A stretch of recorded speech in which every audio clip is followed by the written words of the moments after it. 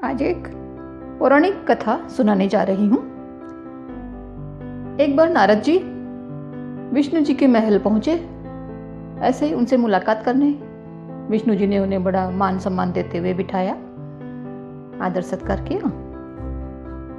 अब वे थोड़ी देर में जाने लगे, चले गए तो किसी काम से फिर से वापस आए तो उन्होंने सुना कि विष्णु जी लक्ष्मी जी को कह रहे थे कि सुनो, ये जहाँ नारद बैठा था उसी गंगा जल और गोबर से साफ सफाई करा दो उस जगह की। नारद जी बड़े अफसोस में पड़ गए कि सामने देख के कहें विष्णु जी को कि भगवान ये क्या, मुझे तो बड़ा दुख हो रहा है। मैं आया तो अपने बड़ा सम्मान दिखाया, लेकिन जब मैं चला गया तो मेरी पीठ पीछे आप ऐसा कह रहे हैं कि जहाँ मैं बैठा था वो स्थान अपवित्र हो गया।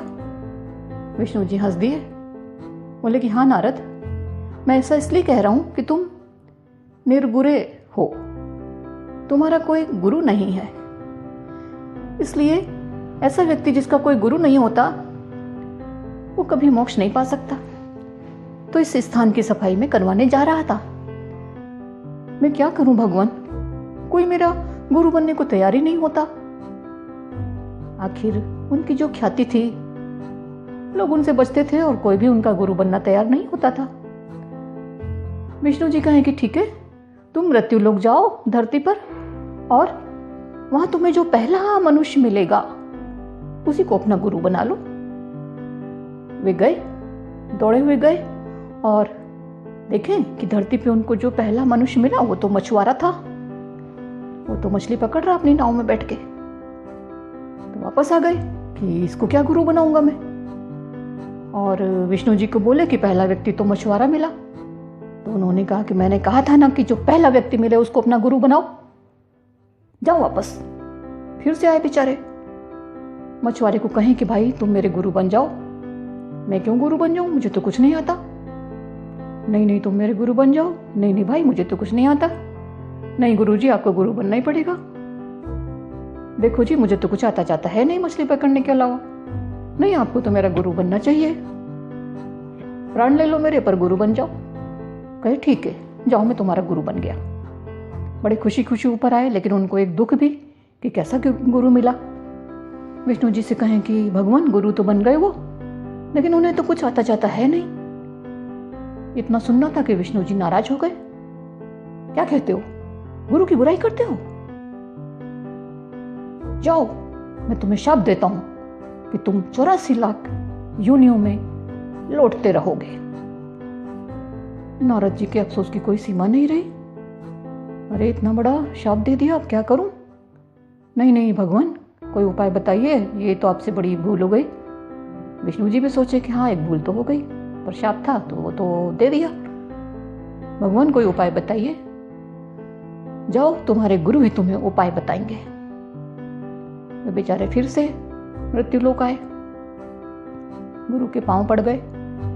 गुरु जी बचा लो, मेरे को तो भगवान ने ऐसा ऐसा शाप दे दिया है। ठीक है, सोचता हूँ कुछ। मैंने तुम्हें पहले ही कहा था कि मुझे कुछ आता जाता है नहीं, फिर भी सोचता हूँ। अब वो कहे थोड़ी देर में मछुआरा कि जाओ तुम भगवान से कहना कि 84 लाख जो मेरी योनियां हैं उनके चित्र बनाकर धरती पर डाल दो और तुम उस पे लौटना, बार बार लौटते रहना। लौटने से तुम्हारा शाप कट जाएगा। हाँ हाँ हाँ हाँ, उनको बात समझ में आ गई। वे फिर से भागे भागे ऊपर आए और विष्णु जी को बताया कि भगवान गुरु ने तो ऐसा बोला है। विष्णु जी मंद मंद मुस्कुरा दिए। ठीक है, तुम्हारे गुरु ने बोला है तो मैं ऐसा करता हूँ कि तुम्हारे 84 लाख जन्मों के चित्र बना के ये मैंने धरती पर डाल दिए। जाओ अब नीचे। नारद जी आए, गुरु के चरण छुए और बताया कि भगवान ने ऐसा कर दिया, तो मुझे मछली पकड़ने दे, जाके लौट।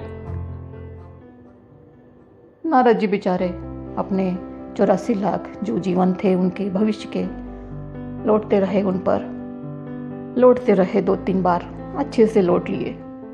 तो बोला गुरुजी हो गया? हाँ हो गया, अब जाके मिल लो अपने भगवान से। अब वे आए फिर से विष्णु जी के पास। विष्णु जी मुस्कुरा दिए, बोले कि हो गया तुम्हारे शाप का समाधान। अब याद रखो, गुरु की कभी निंदा नहीं करना। गुरु निंदा ईश निंदा से भी बढ़कर है। अगर गुरु सच्चा है तो उसकी निंदा का फल अच्छा नहीं मिलता। इस कहानी का यही सार है कि हम हमारे गुरु के प्रति सम्मान का भाव रखें। कहानी अगर पसंद आई तो क्या मैं आपसे बार बार कहूंगी कि लाइक करिए, शेयर कीजिए? इतनी तो आप में खुद ही समझ होगी कि आप लाइक करेंगे, शेयर करेंगे। और अगर आपने अभी तक मेरे इस चैनल को सब्सक्राइब नहीं किया है तो क्या ये भी मुझे कहने की ज़रूरत है?